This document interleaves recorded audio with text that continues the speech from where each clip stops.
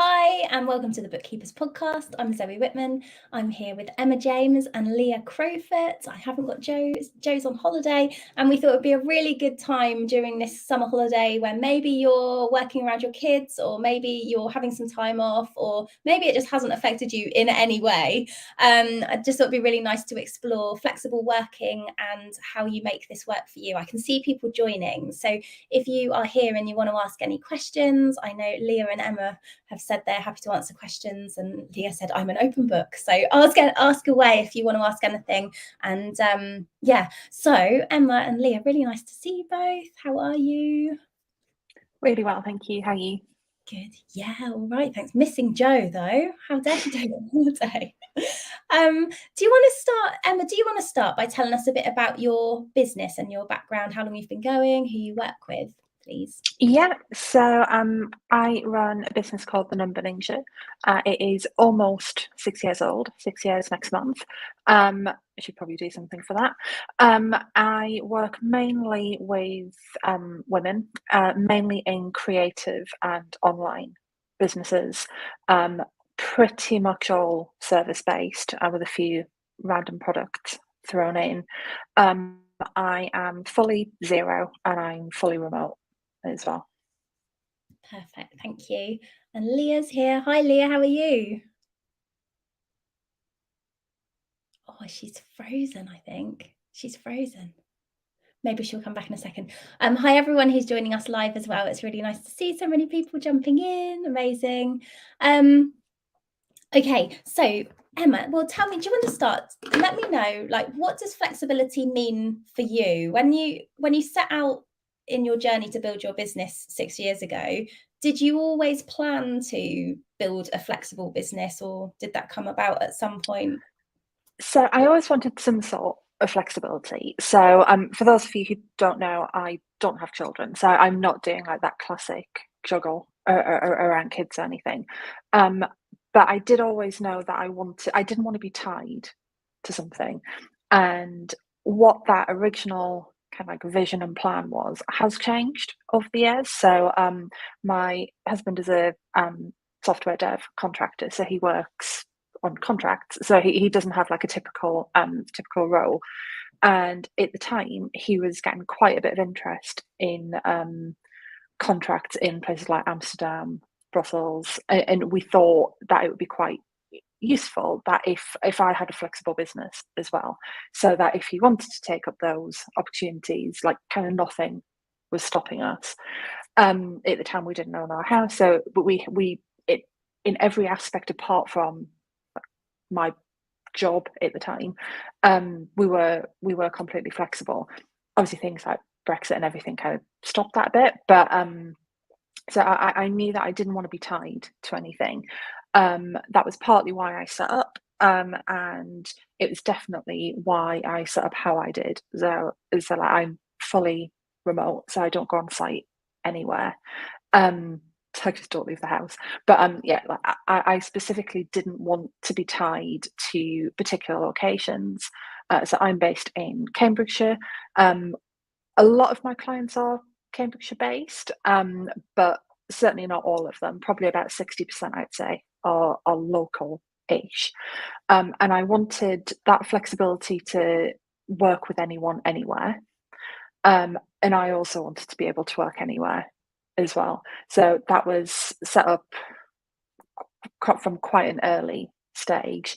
And then, yeah, like throughout the years, things have, yeah, kind of like my why for being flexible has changed a little. So I still want to be location independent, so we can just pack up and go wherever. But now like, my health is pretty awful, so I also want flexibility from that side of things as well. And if there are times where either I can't work because I just feel rubbish, or I need like treatment or whatever, that work doesn't actually stop. And although again, it has changed a little. So a couple of months ago, I brought in a member of staff, which had never been in the plan. That was never in the long-term plan to employ.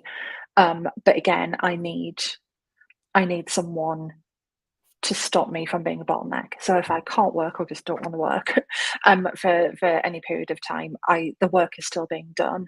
So yeah, flexibility looks a little bit different to me now. But yeah, it was definitely baked in from really early on.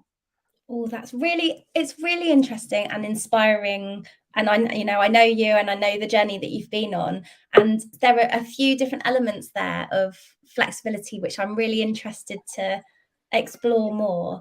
So you were talking about being initially starting the business so you could be location independent, which I love that phrase.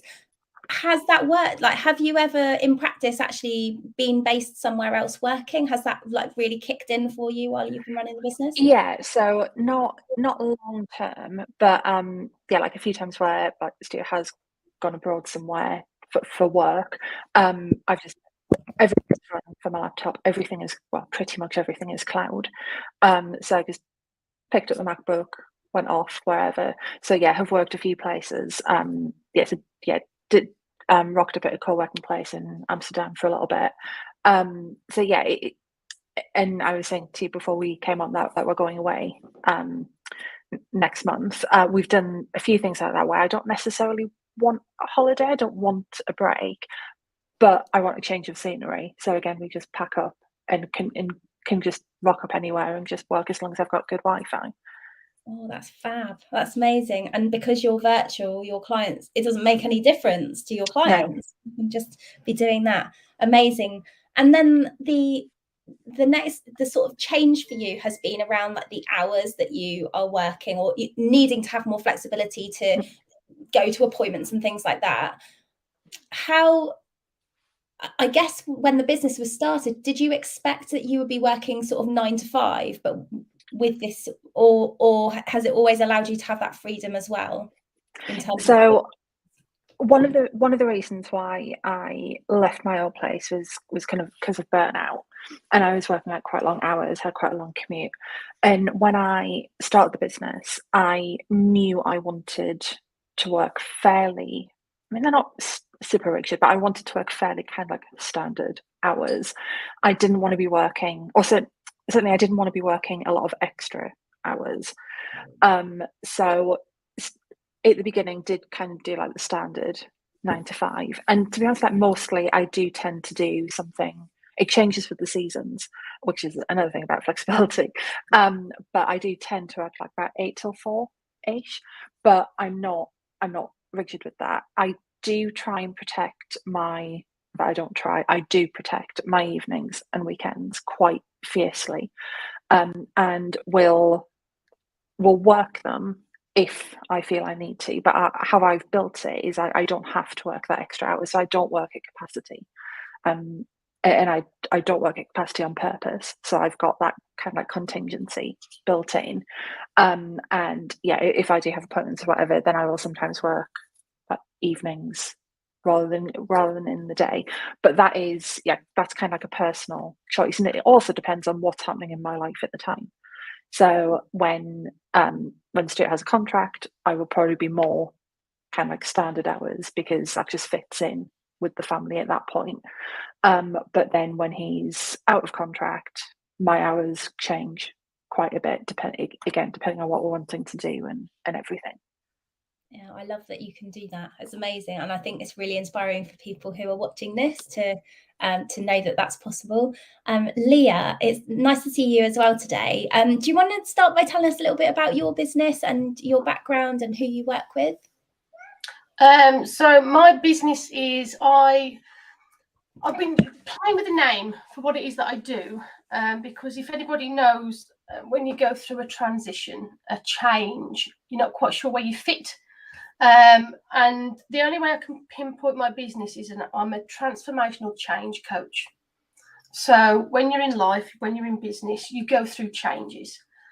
And if you think about a change cycle, you go along, something happens, and you go poof, and you hit this time where you get lost, you get overwhelmed, you get scared, you get worried, and you're literally clawing at anything you can find to get back to feeling comfortable again.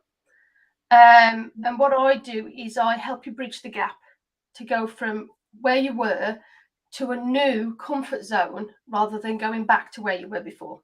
So that's what I do for people. What was the second question? Sorry. Well, I think you covered it. I was thinking, but your background is accountancy. Yes. And when we first crossed paths and you worked with us on the program, you were building your practice, and things have changed in your business so that you're able to offer these new services now, and your business has changed a bit over the last year or two. Yeah, I mean, I have gone through this transformational change myself. I would say probably July to September last year, I was in that pit of despair, is what I call it, where I didn't know where to turn. I didn't know what I wanted to do. And everything was telling me, oh, just go back to accountancy, because you know that. You've been doing that, so go back there. But there was this niggle inside of me saying, no, you don't want to go there. That's not what you want to do. And that's when I reached out to coaches and mentors myself, and they helped me bridge the gap. And that's where I've now transitioned to being a coach. And my ideal clients are bookkeepers and accountants, because that's just what I know. I've been doing accountancy since I was 21 years old. I'm not going to say how old I am, but it's been a while.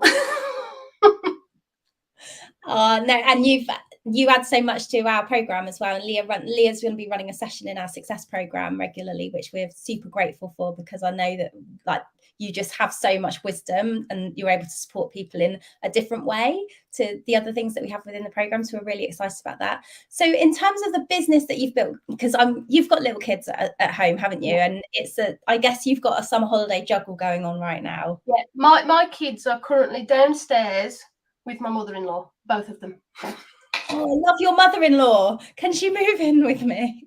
Yeah, I kind of the way I juggle everything is I have a very, very good support network. So I work 4 days a week, usually from around 10 till 2, because I keep it within school hours. And those times that between 10 and 2, 4 days a week, I've either got my mum or my mother-in-law here. And without them, it wouldn't happen, because you know as well as I do, Zoe, that you can't work around a 2-year-old. You just can't. No. It's really interesting. So, and then in terms of building businesses that work for you, so you are able to work from 10 till 2, and for that to be it, but for you to be able to make a living from what you do, what kind of processes and systems have you had to bring in to help you to make that possible? Because I think a lot of the time when we're starting a business, whether you are running a bookkeeping practice or you've moved in a way like Leah's moved and changed her business, a business is a business. And when to be able, like often when we start a business, we think, well, I just need to be sat at my desk for as long as I possibly can and do as much as I can, churn work, because that's the way I'm going to earn money. And I don't think we always think, well, actually, I need to leverage my time in the best way possible to get the work done for my clients. But I don't necessarily have to be the person doing every single step of that. And so I'm curious about how you've been able to build your business so that you can work for 4 hours a day. Because I think for a lot of people that might be, I don't know, might seem unachievable. Yeah. For me, it's been looking at the time that I've physically got and being realistic with myself on what I can achieve in that time. And that this working 4 hours a day has followed me through from when I did the accountancy practice as well. Because I was like, what's important to me is being there for drop off and pick up from school. That's been a recurring theme, because I want to be there, because my mom was always there for me. And I feel that it was nice to see your parents when you come out of school. So I'm like, now I'm working inside school hours. But I've got help. I outsource like social media. So I've actually got a proper social media marketer that creates and does the posts for me. Because that side of marketing in a business, it takes a lot of time, because she does all the research for me.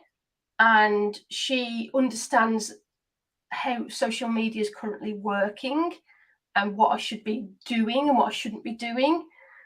So I lean a lot on her for the support, because marketing is not my area of expertise, and I'm not one to actually want to try and learn it because I've got no interest in it.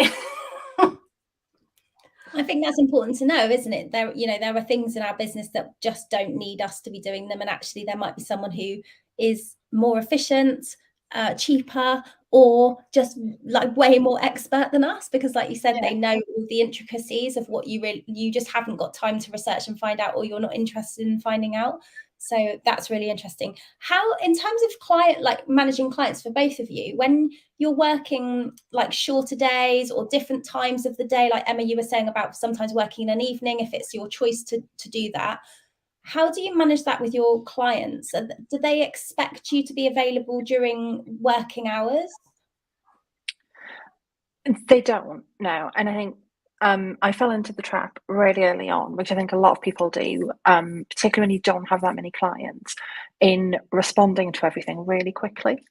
So emails were being responded to like within 5-10 minutes, like ridiculously, unsustainably quickly. And I quickly realised that just wasn't gonna work. It just wasn't sustainable long term. So I'm upfront with them, but I do also like train the clients that they will get a response within 24 hours, but I'm not just sat there waiting for them to email and for them to respond. And I know, like, this is funny to a few people in the Success Lounge, I know that, but like hardly any of my clients have my phone number. Like in a nice way, like I make myself quite hard to contact, and I do that for a reason. I'm obviously always there for my clients, but kind of on my terms. So although they can't just ring me whenever they want to, they can always book a call, and there's always lots of availability there for them. But I knew that being on call for them just wasn't going to work for me. And I think particularly now with the health stuff, that I think is really paying dividends now, because they do all know, and again, like with new clients, I'm very upfront about it. They do all know that I am absolutely there for them, but I'm their accountant, I'm not their brain surgeon. So there is very, very, very little that can happen that needs an urgent response, and I will absolutely jump on it and sort out whatever I need to do, but it doesn't need to be done in half an hour. They're just things can be obviously be important, and it feels very important to the clients, but very few things that we do are truly urgent. They can wait a little bit. But no, I've never had anyone complain that like I'm unavailable or anything to them. But I think I've just set those boundaries as to what available means to me. And yeah, when I'm on intro calls with people, I'm very clear about, yeah, you have access to me, but kind of like within these parameters. And certainly with potential clients, no one has ever mentioned it as an issue. So to the best of my knowledge, it's never lost me work. And clients are perfectly happy with that, I think, because I am open about it. Yeah, I wonder as well, you said a lot of your clients are female, and I wonder whether they potentially have the same flexibility, like they're looking for flexibility too. And so actually working with somebody who's like, well, I'm flexible, I get that you're flexible, and you might email me in the middle of the night because that's when you're doing stuff. But yeah, I think that's the thing, and I kind of forget that other people don't have the same sort of clients I do. So none of my clients are what you'd call like traditional corporate businesses. They are almost all owner managed. Most people are like working on their own, or like have a few like partner couple directors, but most of them are working on their own or working with freelancers. So that flexibility is already baked in to their own businesses. And so they are completely used to that in their lives, and then they're used to that with how everyone else they deal with works as well. But yeah, that is actually a point. Yeah, I always forget that. Yeah, my clients aren't kind of like the norm. I've picked those clients and they've picked me for a specific reason, because yeah, we and actually most of my clients don't have children, but we're all trying to do something flexibly. Yeah, or that shows the power of niching, doesn't it? And why it's important to think about who it is you want to be working with. I was reflecting on this recently, actually, when I was thinking about sort of flexible working, and a few people in our Success Lounge have taken on offices recently, or are thinking about taking on like actual physical office spaces. And when I was running my practice, I started out working in like co-working spaces, because that was quite a good way to meet clients, and it was, you know, flexible, and really I could work from home. It was just sort of getting out there and having meeting spaces and things that was important to me. And then eventually I did have an office space, but the moment I went from working in that kind of flexible co-working environment or working from home into working in a physical building, I think that was a switch to actually that this is now set up more like a traditional business where the expectations are different. And certainly for me, I mean, I had a baby and I wanted to do so I would just go into the office anyway. But I think that I set the expectation that I would be there. And I think what you've said about being really clear about this is what my availability looks like. And you said, Emma, about fiercely guarding your evenings and things like that, and just sort of really setting those boundaries with everyone about, you know, this is when I'm here, or this is how you can book time with me if you need to do that. You know, I've like made mistakes with things like that, and that's something that I pick out as actually I could have done that better, and I could have made that more flexible for me if I'd done that. And I think it's maybe something to think about if you're thinking, well, what's my business going to look like in the future? Where do I want to get to? What do I need to think about now as I build it, so that my systems and the design of my business is right, so that it can be the business that sort of fulfills my goals in the future? I think this might be why, you know, this comes up a lot, doesn't it, at conferences, and we've had a few different panel discussions and things about flexible working, and I wonder why this is. I wonder whether this is why it's such a big challenge for larger practices, you know, bigger or more traditional practices who have for a very long time worked 9 to 5, Monday to Friday, to be able to adapt and switch and change to accommodate more flexible working, because we can work virtually now, but not everything in the industry is set up for it yet. I can see you nodding along, Leah. And you worked in practice as well, and you said you were before you started your own business, you were working in a practice. What was it like for you working that sort of 10 till 2 there? Well, yeah, when I was running my own practice, I again was just kind of, I had specific days where people could speak to me, and there were specific days where I would be doing the client work. And I set it up that way, so I knew that, say on a Monday was when I was going to be having like consultation calls with potential clients, and then afternoons on the other days were when clients could message me and phone me and all that sort of stuff, and then in the mornings was when I was actually doing the physical work. And I think a lot of the way I organised my business was from being in the Success Lounge and listening to what you've done, what Joe's done, and what everybody else in there was doing, and thinking, actually, I need to make this business work for me now and how I want it to work for me in the future, because it's very difficult to change the structure of your business once you've already got it embedded in your processes and things. As well, like your culture, like the expectations of the clients is a cultural thing, isn't it? So yeah, sorry. Yeah. And there were a couple of... I think Laura's asked a question about unexpected time off. Yeah, Leah said, for me, I really to understand how Leah and Emma both manage any unexpected time off. Yeah, for me, it's pretty much if I've got something booked in and I have to take time off, I will just let that person know something's happened, we'll rearrange. Because everybody I work with is fully aware that I've got children, and children are they're not rigid, they're not structured. You can get a call from the school anytime to go and pick them up. And that's just part of life as being a parent. And all of my clients know that I am a parent. And if I have to run off and jump and look after the kids or something happens, it's be outside of my control. So I just make them aware and say, okay, let's get another date in the diary, and I'll contact them once I'm available to get that booked in straight away, so they don't think that I've shoved them off because something's happened and then don't care. So it's just keeping those open lines of communication. For me, that's what I do anyway. Yeah.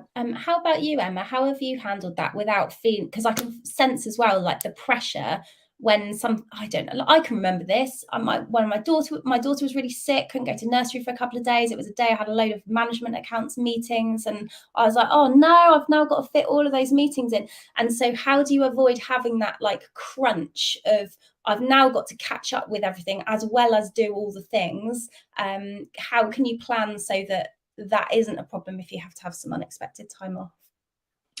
I think for me, I've just had to work really hard to just not stress it. And like, this sounds a little bit selfish, and it's not meant to, but like, I am the most important thing in my business. And yes, I like my clients, I want to work well for them. I want the very best for their businesses. But if I'm not well enough, I can't do that. So I have to put myself first with it. And I think it's not particularly actionable, but it's like, yeah, just not stressing about it. And yes, and that is partly why I don't work to capacity. So I do always have a little bit of contingency. It's incredibly rare that I will have a day full of meetings. I normally only have a maximum. I mean, the worst is probably 3, and we're talking like half-hour meetings. I normally don't have any more than 3. 1 or 2 is average a day. So if I do need to just suddenly rearrange everything, I'm rearranging 3 half hours rather than a full day of calls. Like Leah said, just being open with people. I think being open right at the beginning of the relationship. So like for me, it's like my body is made of sand. It breaks down quite a lot. You might not always get me when you think you're going to get me. And then if anything does happen unexpected, just trying to get in touch with them quite early. My partner has, if something like really, really unexpected, as in like I'm not conscious, unexpected was to happen, my partner has has access to get client contact details if he absolutely needed to, so he could do that as well. But yeah, if just something has happened and I need to go off somewhere, I'll just let them know and we'll rearrange. But I think just not stressing about it too much, because you can't change anything. Like whatever has happened has happened. And stressing about it is probably just going to make it worse. And not trying to do things in a rush with it all. So I think if you've had like 6 clients booked in for calls one day and you can't do it, maybe don't try and book all 6 in another day in the future, and just kind of like spread them about. I know that's easier said than done, and not everyone can not work to capacity, but that has really helped. Yeah, that's really interesting. I think it's the like, I think when I reflect on that, I think, that was like that's when you got like 2 tiny kids and very limited childcare to get all of those things done. And you're absolutely right. It's like taking the pressure off. I probably shouldn't have been having some of those meetings. Someone else could have done it for me. So it's like thinking about how can the business be set up so that I could have extra support here when I'm going to need it. So there's a question from Nat which says, because Leah was talking about outsourcing marketing, but I think there's lots of other stuff that we can do in terms of outsourcing as well, like having an assistant who can arrange our meetings and move our diary around and look after our inbox, that kind of, even some of that basic stuff that takes the pressure off, because it's not the best use of our time. Like going backwards and forwards with people on email, trying to sort meetings out when you're already trying to work less hours or work more flexible hours. You want to be using your hours to do something else instead. So bringing someone in can help a lot. Nat has said, when did you start with the marketer straight away? What if you're limited with money? How can you get that kind of support into your business? Emma, I know you've just brought someone into the business. What was the sort of, why did you decide to do that eventually, and how, what kind of things is that person going to be supporting you with? And when's the right time? Like, when do you decide I need to bring somebody in? So the reason why I did it at the time I did was, so for those who don't know, I had some heart surgery back in May. Suzanne, who's my member of staff, started the day I came back from recovery. Don't do that. That is not the best time to bring someone in. And I did it because I just basically don't want to work. I don't want to do everything in my business.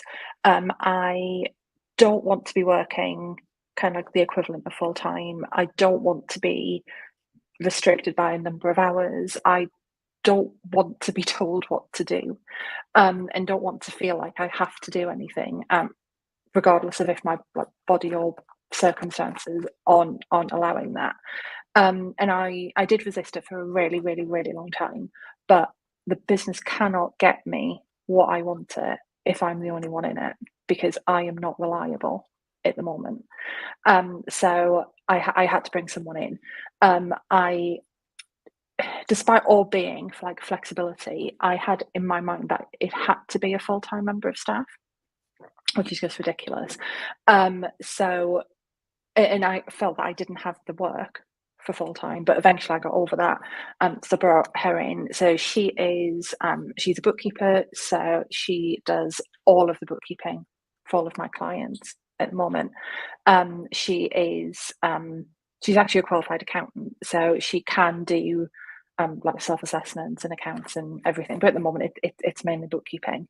I don't have kind of like a VA or admin help. I use robots for that, basically. I think it's probably fairly well known that I'm very, very automated. So yeah, I think the best time to do it, and it's a cliche, is before you think you need it. Mm-hmm. And it would have been much more beneficial to me if I had done this a few years ago. But I didn't have the money a few years ago to do it, so I couldn't do it.